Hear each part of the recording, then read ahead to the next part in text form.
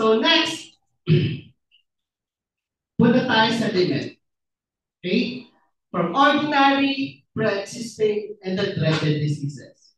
So explain ko muna yung category of illnesses. Ordinary, yan po yung mga sakit na hindi siya nag-trigger within a year. Ano siya? Within 24 hours, makukuha natin yung ordinary. Di ba? Umalis tayo ng bahay, healthy tayo. Pero sumakay ka ng bus, sumakay ka ng jeep, sumakay ka ng MRT, may kakapit ka, umubo, nilalagnat, nahawaan ka. Yun yung ordinary diseases. Vehicular accident, hindi natin alam. Nagkotse tayo, nagbumotor, paglabas, na-disgrasya. Basta tandaan natin, kapag may sasakyan ay may motor, especially vehicular accident, meron tayong lisensya, may rehistro, negative alcohol. Kapag may motor, kailangan may helmet. Yung helmet na sa ulo, wag sa siko. Kasi automatic yun, hindi covered. Okay? Basta nag-negative alcohol, covered. Pag nag-positive sa alcohol, automatic hindi covered. Okay? Then po sa ordinary illnesses natin. So lahat naman yun, i-cover natin up to the maximum benefit limit. Kahit standard at saka BFP program. Next is the pre-existing conditions. Tandaan po natin yung pre-existing sa standard. Baka malito kayo. Standard na pag-uusapan natin. Yung lowest plan po natin. First year, walang pre-existing limit. Okay? Wala siyang coverage. Lahat ng pre-existing hindi covered. Ang covered na sa kanya, ordinary diseases. Yan yung tinatawag natin na contestability period. So 1 year yung contestability period natin, kailangan malaman ng isang HMO kung yung isang member ay may sakit na pre-existing condition within 1 year. Kasi kapag lumabas ang pre-existing niya sa first year of membership, automatic pagdating ng second year, 5,000 yung limit niya, forever na siyang 5,000. Pero mamaya iba yung pre-existing natin. Okay? Next is the VIP program. Sa VIP program natin ay meron tayong may kanya-kanyang limit for the pre-existing condition. Sa plan 200, 5,000. Sa plan 250, 10,000. Sa plan 300,000, 15,000. And sa plan 500,000, 20,000. Nagbabalik po yung pre-existing. Depende sa client po natin kung kunin yung plan po. O anong gusto nila. Okay? So sa dreaded diseases, yan naman ay lahat na dreaded diseases dadaan ng pre-existing conditions. High blood ka, pinabayaan mo, magkakaroon ka ng stroke, vascular diseases. Nagkaroon ka ng maling na bukol, pinabayaan mo, lumaki, nagkaroon ka ng cancer. Nagkaroon ka ng simpleng ubo, simpleng sipon, nagka-PTB, pinabayaan mo, magiging chronic obstructive pulmonary diseases. So, from ordinary pre-existing to dreaded diseases, pag pinabayaan mo yung isang sakit. So, lahat ng dreaded diseases, dadaan siya ng pre-existing conditions. Kaya yung definition ng dreaded diseases is a long-term confinement, wala na po siyang galing, maintenance na lang. Definition ng pre-existing condition, hindi siya nag-trigger within a year. It takes years to develop bago siya nag-deep pre-existing conditions. Example, masakit ang ulo natin, masakit ang dibdib, masakit ang tiyan, o kaya nahihilo ka. Ano ginagawa natin? Uminom ng tubig, uminom ng paracetamol, natulog, nawala.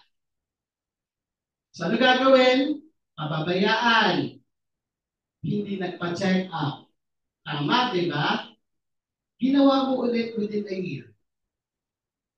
Uminom ka ng tubig, uminom ka ng gamot, nagpahinga ka, nawala ulit. Kasi hindi naman siya magkaano eh.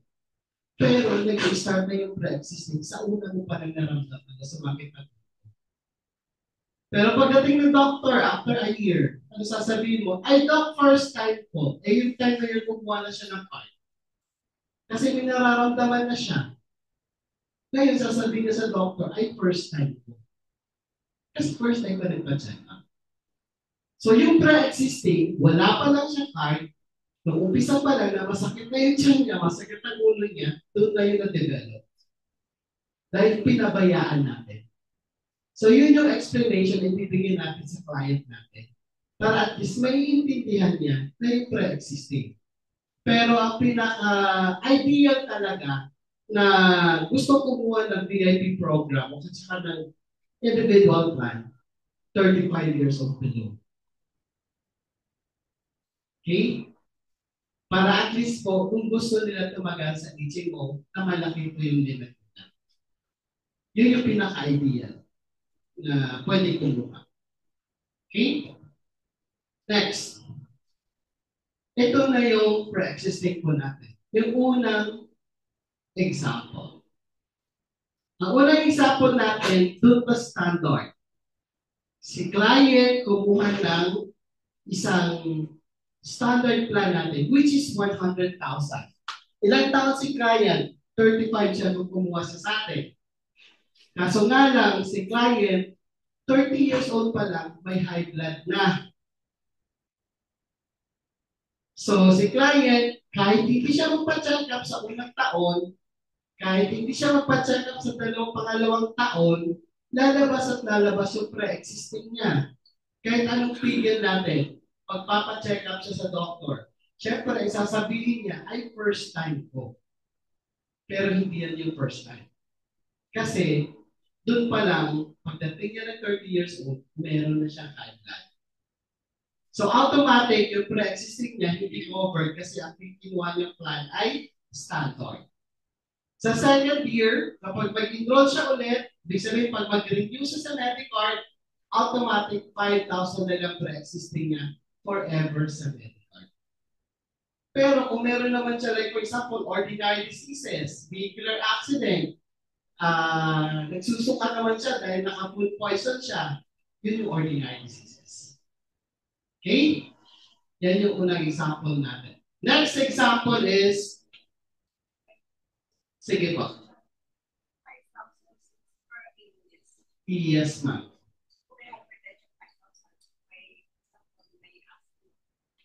Yes po. Basta hindi related. Okay? Pero, salikot ako sabihin, diabetes, complications of all diseases. Kapag ang isang member ay may diabetes na, lahat na sakit niya related yun. Kasi walang namamatay sa diabetes. Meron komplikasyon sa diabetes. Okay? Pag may high blood ka, tapos nagkaroon ka ng diabetes, nagkaroon ka ng kidney problem, nagkaroon ka ng internal organ problem, kasama na po yung heart po doon, yung isa ng minuto dahil sa diabetes. Okay?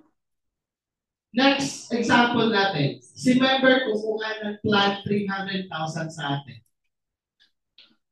Okay? VIP program naman ang kinuha niya.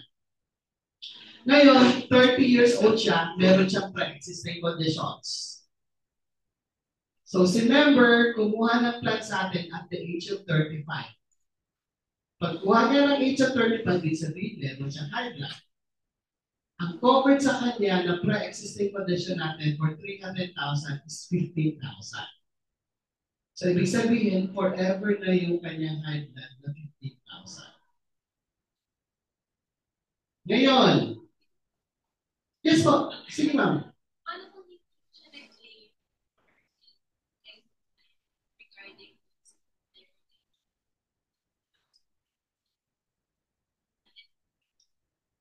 Yes po. Yes po ma'am. Pero, kasi kung minsan nakakalusot. Na yung first year niya, wala siyang nagamit, pero tinago niya sa Medicare, kung may high blood siya, ang magsasabi ng doktor. Ang doktor, magbe-base siya, isusulat niya sa prescription niya, base siya sa sinabi niya. Kaya kung minsan nagagalit yung client natin, kasi ngayon ako nagkaroon ng ganito, ay ma'am, kayo po nagsabi sa doktor. Kasi kayo po yung in-interview sa doktor, hindi po kami.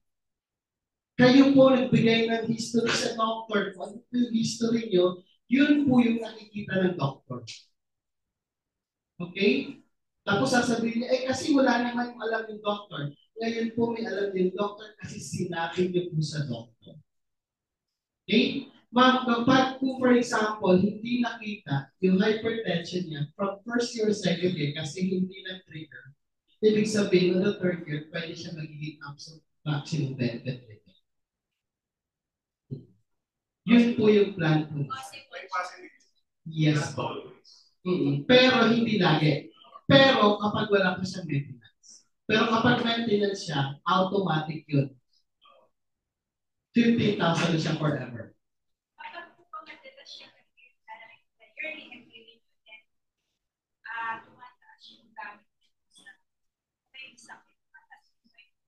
Yes. May table po tayo for at least 40% po ng utilization niya. Automatic po, mayroon siya 10% increase. Wala na po. Kapag mag-renewal by next year. Pero ito na lang, tip ko na lang sa inyo para at least meron po kayo isasabi sa kliyente po ninyo. Advise yung client nyo, magpapa-executive check-up siya 2 months before siya mag-end contract. Para hindi makita yung executive check-up niya dun sa utilization niya, automatic wala siyang increase. Kapag wala siyang nagamit.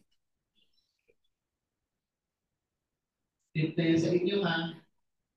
Yun yung sasabihin sa client nyo, ma'am, okay lang po ba executive check-up nyo 2 months before mag-end of contract?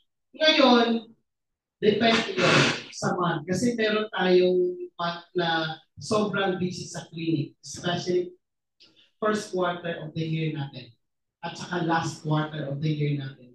Sobrang busy sa clinic natin. In advance, magpapaschedule ka. Kahit 2 months, 3 months na schedule sa medical, okay lang. January pa lang magpapaschedule ka for your March na schedule. Pwede yun.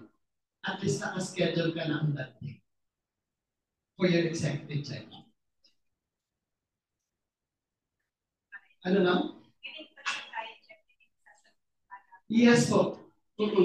Hindi ka. Ang gagawin mo na sa kanya, sasabihin mo na sa kanya, ma'am, executive check-up po pwede at the end of the year. Para at least po medyo paano tayo, para tayo sa increase po ninyo by next year. Kasi automatic po mag-increase po tayo, especially na magkaroon tayo ng 40%. Ang executive check-up ng plan 30,096, yung plan 250, is amounting to 13,000. So almost kalahati. Yes po. Almost kalahati ng kanyang premium ay nagamit niya na through executive check-up. Kasi maraming mga laboratory test yun eh.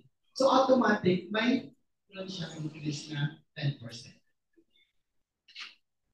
I guess nyo.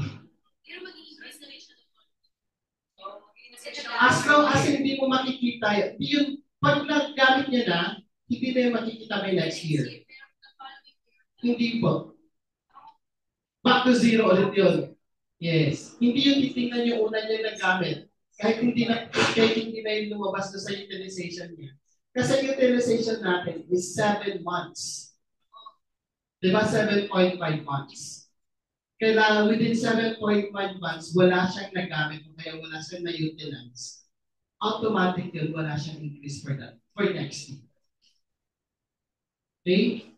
So, dapat sa last quarter. Yes po. So, yun yung tip na mabibigay ko po sa inyo. Okay. So, any questions sa VIP program ng 300,000? So, yan po yung kanyang pre-existing up to 15,000 na lang every. So, next, ano natin is, si member ay 30 years old. Ito naman yung plan natin, standard. So, yun yung individual plan, standard. 100,000 semi-private dito one member. Ngayon si member, 30 years old. Wala siyang high blood. Wala siyang sakit na pre-existing conditions. Nag-enroll siya sa Medicare, 30 years old siya. Wala siyang sakit. Diba? Wala rin siyang medical exam. Ngayon, dumating yung 32 years old niya, nagkaroon siya ng high blood. Diba? Dapat sa second year pa lang, pagdating niya ng 31, meron siyang 5,000. Pero, hindi siya nagpa-check up kasi wala na siya sakit. Eh pagdating ng 32 years old niya, lumabas yung pre-existing niya. Sabihin na lang natin pre-existing, huwag lang yung high blood. Automatic at the end of the year, on that day, the 32nd niya, 100,000 na yung limit. Kasi ibig sabihin, dumating siya sa medical, wala pa siyang sakit. Na-develop na yung sakit niya nung nandun na siya sa medical. Ibig sabihin, na-insure niya na yung sarili niya. Doon pa lang, during sa medical. So, parang nag-invest muna siya sa medical. So, at the end of the 32 niya, meron na siyang 100,000 onwards. Okay? Pero, kahit 100,000 onwards po yung pre-existing nyo, sa mga laboratory tests, yes. Oo. KBC, urinalysis, analysis, FPS, cholesterol, HDL, LDL, triglycerides, FP3, FP40, ASH. Yan po yung mga laboratory tests. Si doctor nag-request na ultrasound, 5,000 lang yung limit natin. Kasi yun tinatawag na complex diagnostic procedure. Yung MRI, CT scan, colonoscopy, endoscopy, yung 24-hour Holter monitoring, then yung mga complex diagnostic procedure, which is covered yun both sa standard and VIP up to 5,000 pesos lang. Hindi yung tataas. Pero pag na-confine si member, di ba 100,000 na yung limit niya? 100,000 din po ibibigay sa kanya yan. Doon po sa confinement niya.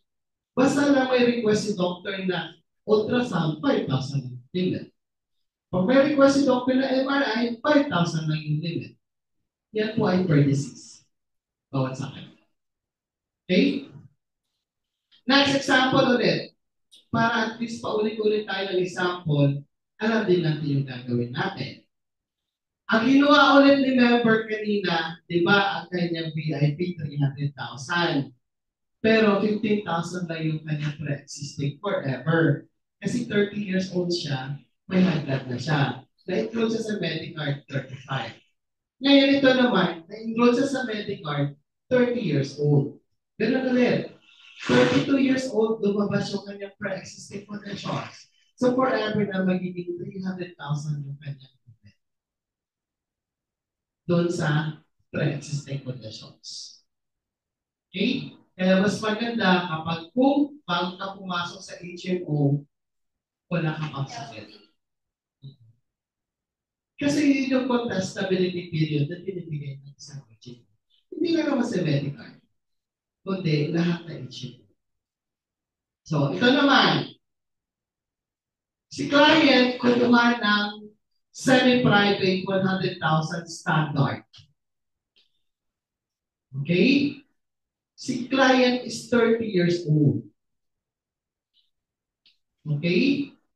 Ngayon, sa 30 years old niya, kumuha siya ng plan. Pero, tinago niya pala sa Medicare. Kasi 28 years old pa lang siya, may pre-existing na siya. So, ang gagawin ngayon ni Medicare, syempre, sa akala ni Medicare, pagiging dreaded na siya. Kasi 30 years old. Kasi 32 years old, saka siya na-diagnose ng hypertension.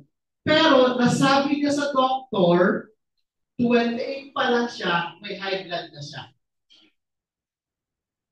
So, kahit anong sabihin mo, pag sinabi mo sa doktor, automatic na magiging pre-existing mo, 5,000. Okay? Kahit matagal ka na kasi sa HMO, basta may history ka, automatic ang pre-existing mo dahil doon sa pinakamababa, hindi doon sa pinaka-pre-existing natin, yung maximum benefit din. Yun yung pinaka-difference mo. Kahit magsinungaling ka sa doktor, kahit magsinungaling ka sa medical, pero hindi ka magsisinungaling sa doktor kasi gusto mong bumalik. Lalabas at lalabas yun na may hagad ka. Yes, sir. Yes, sir. Mm.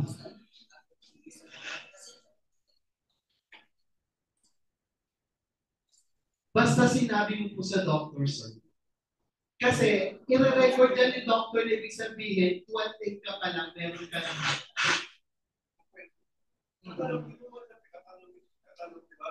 Yes po. Si doctor naman kasi, paikot-ikotin ka ni doctor hanggang lumabas ka. Kasi kailangan ni doctor, sabihin ko ano meron niya, kung gusto mo talagang gumaling. Ikaw naman si member, si client, gusto mo rin gumaling. Kaya sinabi mo sa doctor lahat ng history mo. Kasi pag hindi mo sasabihin, paano ka matutulungan ng doctor? Okay? Dahil tinatago mo lang dahil sa HMO mo.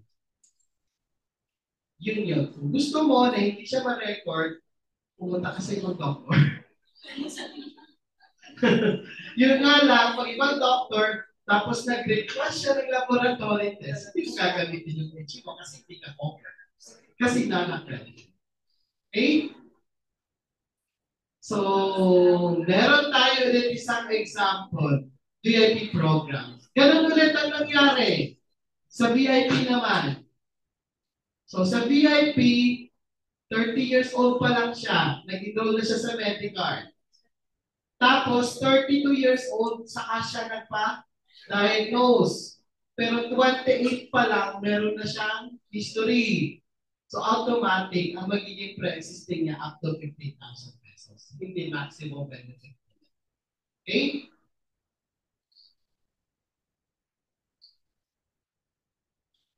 Ito naman sa ordinary diseases. Ito naman complications sa diabetes. Okay? Kaya lagi nila sinasabi, ay magkaiba naman yung high blood at saka diabetes. Yes, magkaiba nga yun. Pag nauna yung high blood, automatic hindi siya covered. Pag nauna yung diabetes, automatic covered siya as one. As one limit. For example, first year mo sa Medicare, 33 years old ka, nagkaroon ka ng high blood, pero wala kang diabetes. Pero sa second year nyo sa Medicare, nagkaroon ka na ng diabetes, na-develop na dahil sa high blood. Magkaiba yung limit nun. Iba limit ng high blood, iba limit ng diabetes. Pero kapag nauna mo yung diabetes, automatic lahat po. As one. Yes po. One limit lang po. Okay? Ngayon, pupunta tayo sa room board. So, any questions sa pre-existing conditions? Sana naiintindihan mo. Sige, doon naman sa room board tayo. Ito naman yung tinatawag natin. Malimit ko sa mga atinit. Kasi may incremental cost sila. So, kapag papasok ka ng room, nag-declare ka na Medicare ka, ang room mo ay regular private. Example. O gawin natin semi-private. Okay? Semi-private para at least alam niyo yung difference. Diba? Ilang category? We have ward, semi-private, regular private, at saka suite room. Ngayon, ito si member gusto pumunta ng regular private. Eh kasi syempre mag-isa lang siya sa room. Sa semi-private, 2 o 3. Si Medicare, hindi yun mag-aano. Okay lang kay Medicare na mag-angat ka ng isang level. Within 24 hours, ipo-cover ka ni Medicare. Pero after 24 hours, kailangan mo bumalik sa semi-private. Kasi marami ka nang babayaran. Una-una, excess ng room board. Pangalawa, excess ng PF ng doctor. Pangatlo, 30% of the total hospital. Yun yung tinatawag na incremental cost. Which is, yun yung tinatawag din nila na socialized confinement. Example, si doctor nagbigay ng Biogesic. Yung presyo nyo sa ward is 10 pesos. Kapag nag-semi-private ka na, nagiging 20. Pag nag-regular private ka, nagiging 30. Kapag nag-suite room ka, nagiging 50. Yan yung tinatawag na socialized confinement. Pero isang gamot lang ang binigay ni doktor. Ganon din yun sa PF ng doktor. Yung PF ng doktor, Pareho lang yun. Isa lang naman tinatanong ng doktor, kamusta ka? Mababa yung PF niya sa ward, pero mataas yung PF niya sa hospital. So si Medicard, hindi yan yung imay-imayin. Ang gagawin ni Medicard, sige, bayaran mo nila yung 30% of the total hospital fee. Yun yung incremental cost. Okay? So ngayon, dapat wala kang babayaran o maliit na yung babayaran mo kasi miscellaneous kang dapat lumaki pa dahil sa incremental cost. Dahil lumipat ka na. Yes. Dahil gusto mong lumipat ng room. Pero kung wala, like for example, wala, kailangan mo talaga i-isolate. Hingi ka ng certification for doctor for isolation. Ang babayaran ko excess lang, wala incremental cost. Yes, ma'am. Kasi hindi naman kasalanan ng Medicard na i-isolate ka. Hindi mo rin kasalanan i-isolate ka. Case-to-case basis. Question. Was if there are cases, wala? Yes po, sir. Pero hindi pwedeng doon ka na lang lagi. Kasi doon ka. Kasi si Medicard mag-shoulder ng excess ng incremental cost mo. Hindi po. Kahit decision ng hospital? Yes po. Kasi kunyari tomorrow, wala pa rin ang Yes, sir. Pwede ka mag-downgrade, sir. Yes po. Kailangan mo talaga magbayad ng incremental cost after 48 hours. Pero, after 24 hours. After 24 hours. Pero, ang lahat ng charges kasi nasa first 24 hours. Wala dun sa after 48 hours. Nag-gets nyo? Kasi yung incremental cost nasa first 24 hours. Nandun yung malaking charges. Doon na lang sa palit na charges ay isang gamot lang yan, dalawang gamot na bibigay sa'yo. Yung mga laboratory test kasi nandun sa first day natin. Follow up na lang po yung next day mo, nagpapahinga ka na lang po. Yes po, sir. Ayaw mo dun sa suite, gusto mo lang sa head. Paulit po? Ayaw mo sa suite, kasi Oo.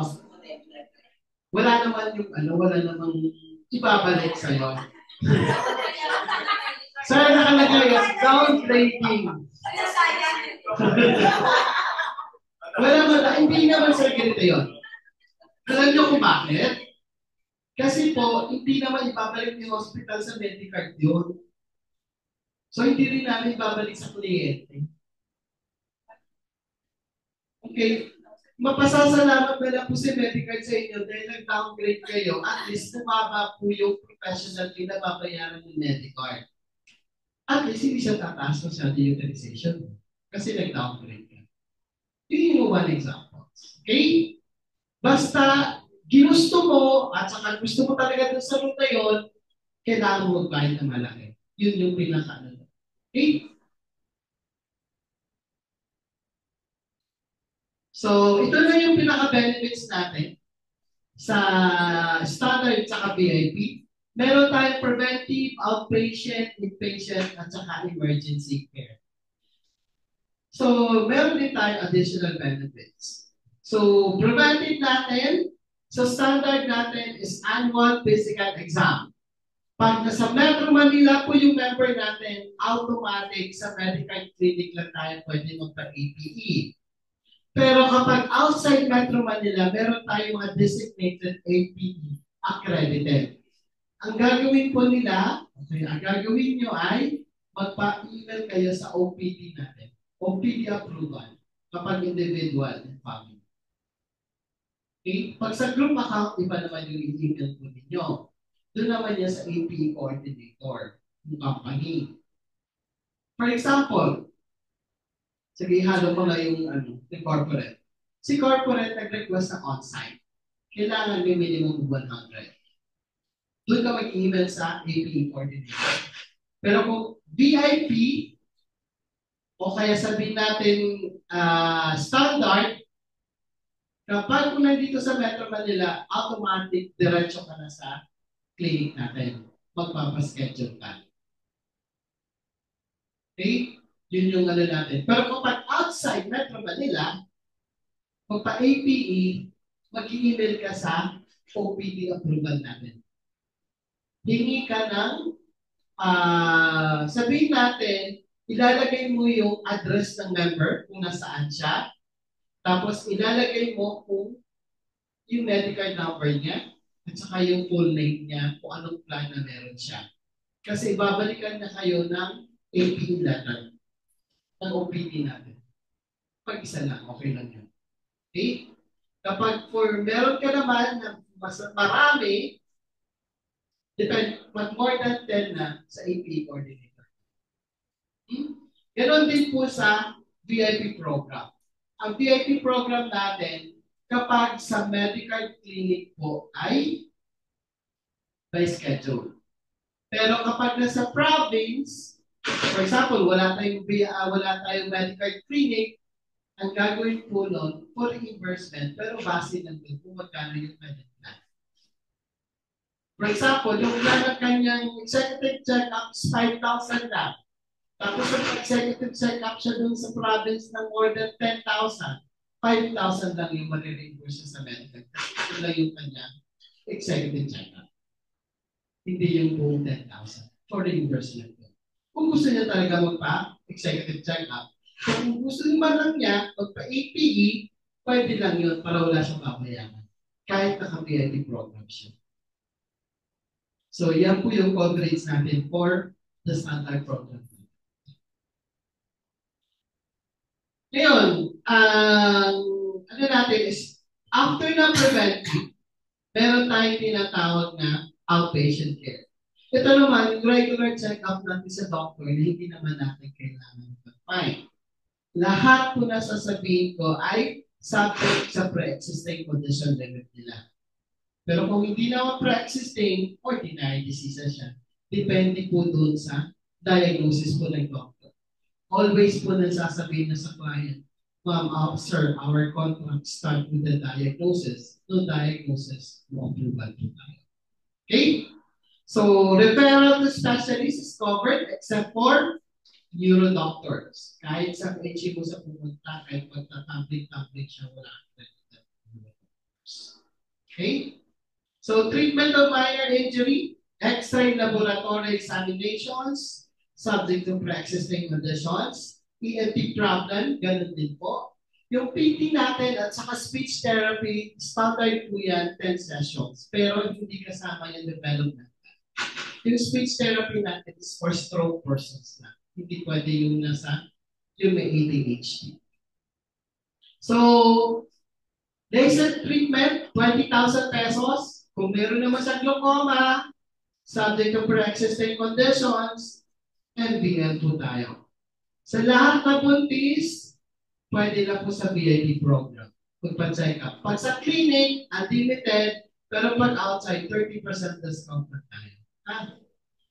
Sclerotherapy, wala po tayong coverage. Cauterization of warts, 1,000 na po ang coverage ng cauterization of warts sa VIP program. Hindi na po yan tataas. Ganon din po sa... Sige sir, ano yun?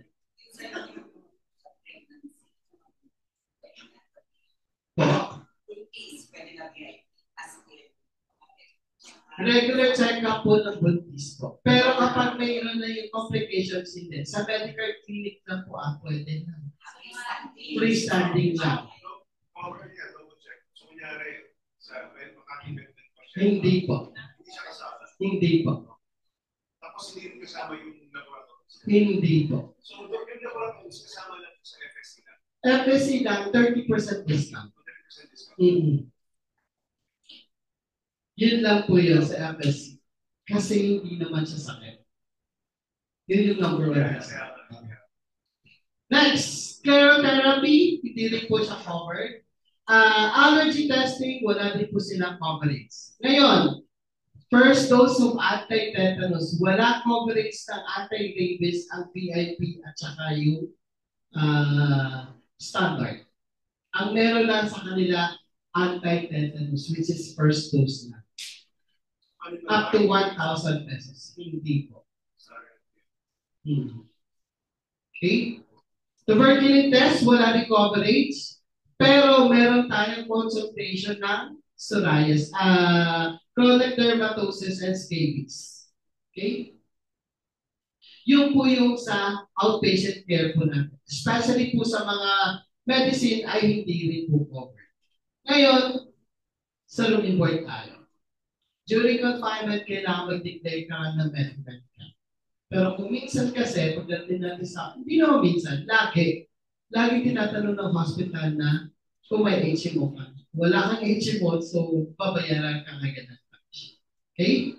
So sa room and board, as I said, doon lang tayo kung ano yung ginawa natin. Or else, malaki yung babayaran natin.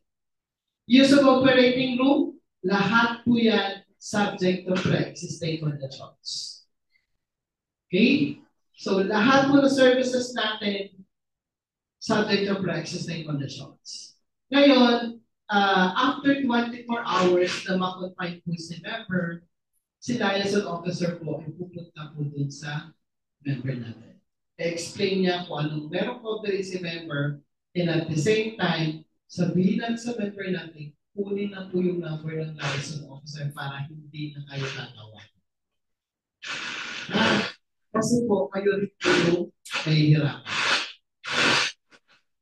Okay? Pag nahihirapan kayo, syempre, kahit anong oras, pwede siya tumawag. Actually po, kung tatawagan siya, depende yun. Syempre, alam mo sasabihin ng member na ay ng liaison, ay tawagin niyo po ako. Pero although sinasabi din naman ng liaison officer, kapag may problema kayo, pwede niyo po tawagan. Ang tanong kung pinuha ng member yun. Kasi kung pwede sabihin ng liaison officer, sinasabi naman talaga yun. Kung minsan hindi kinukuha ng member.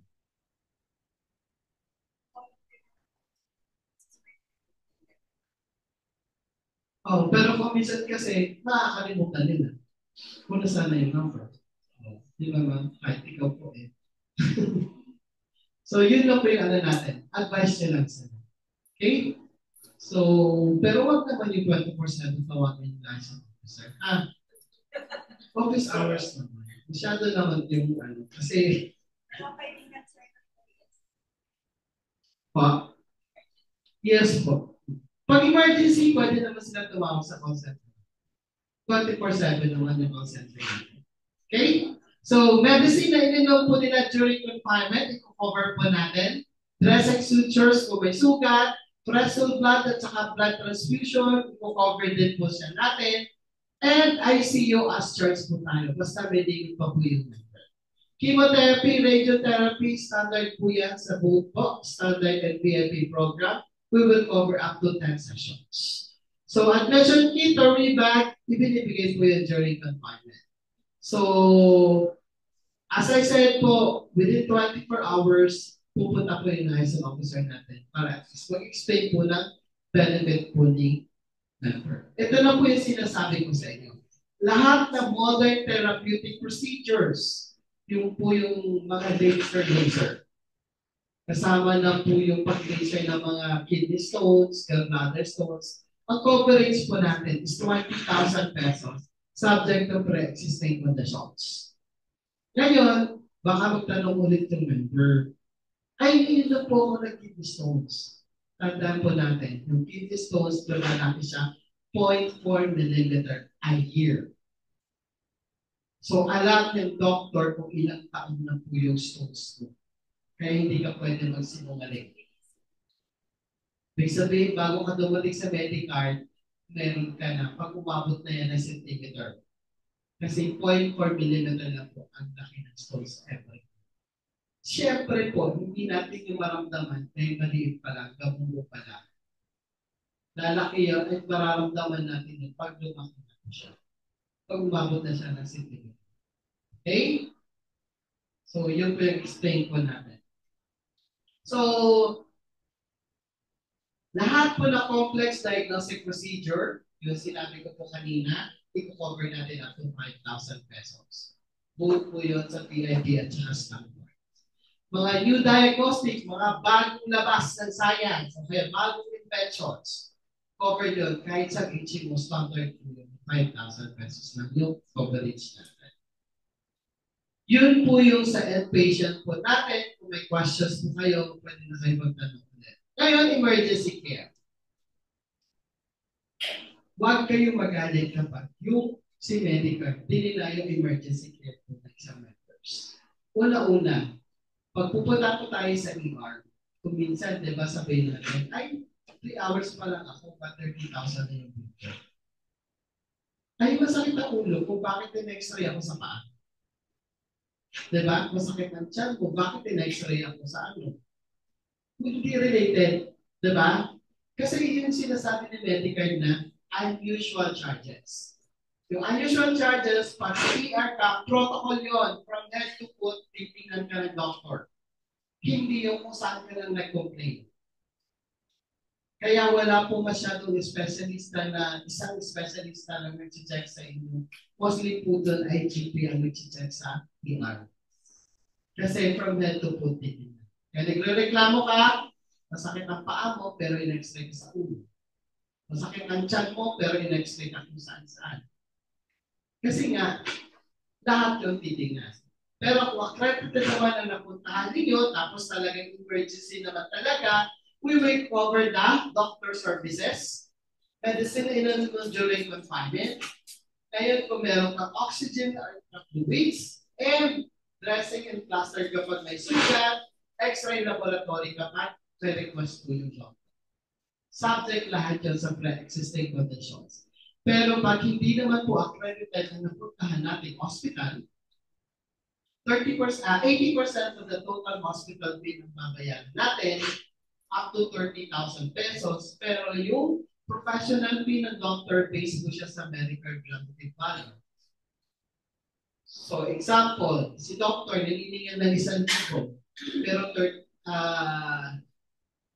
yung Medicare relative value niya is 300.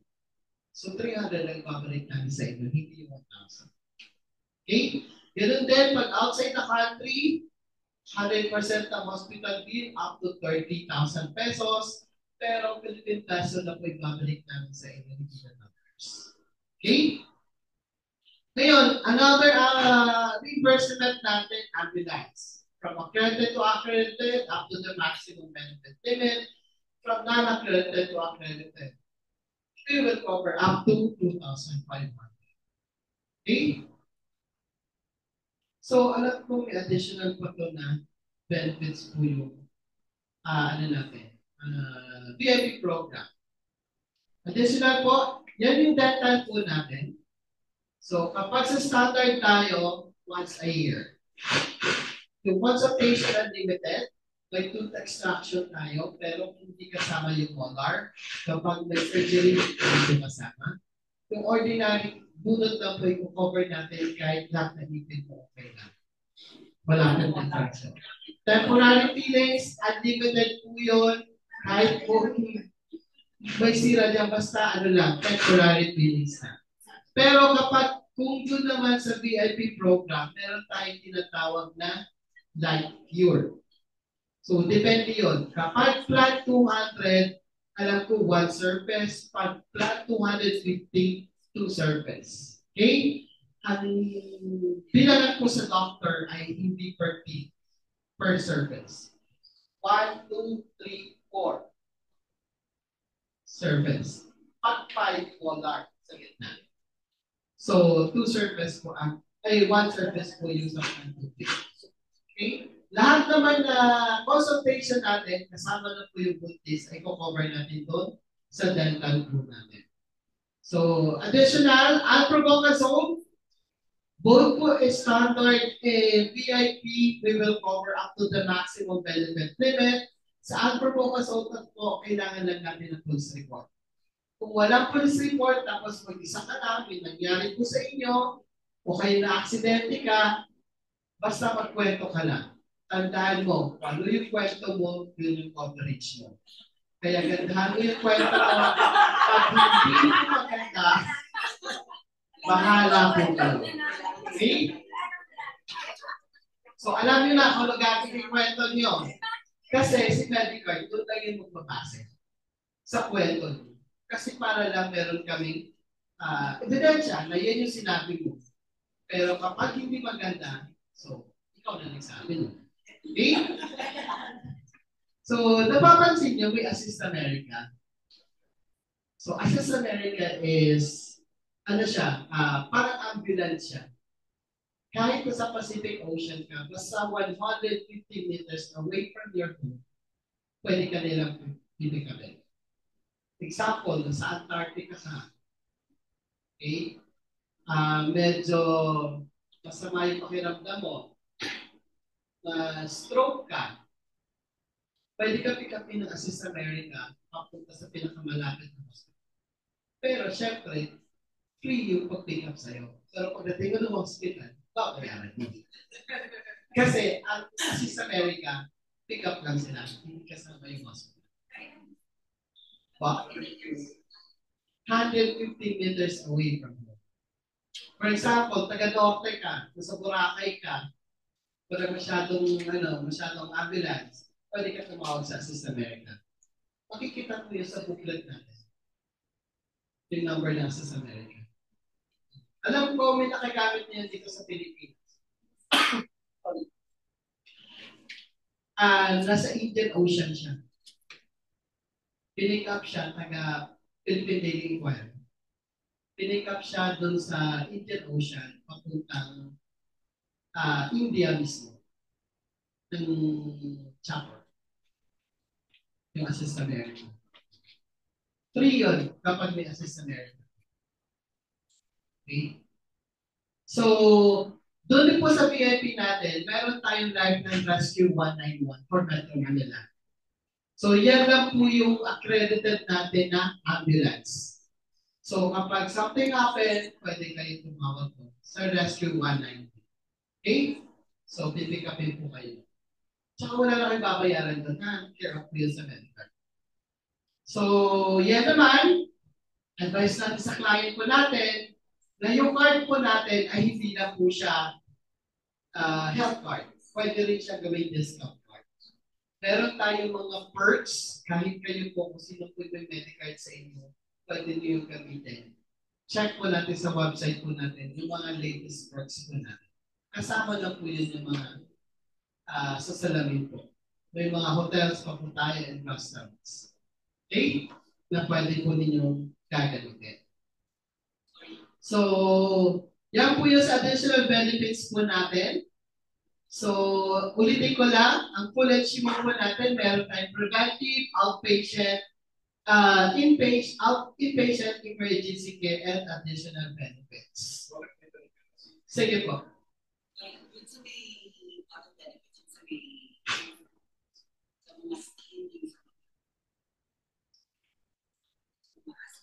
Yes po. Opo. So, change na tayo. Sir, kaya hanggang June pa po yun.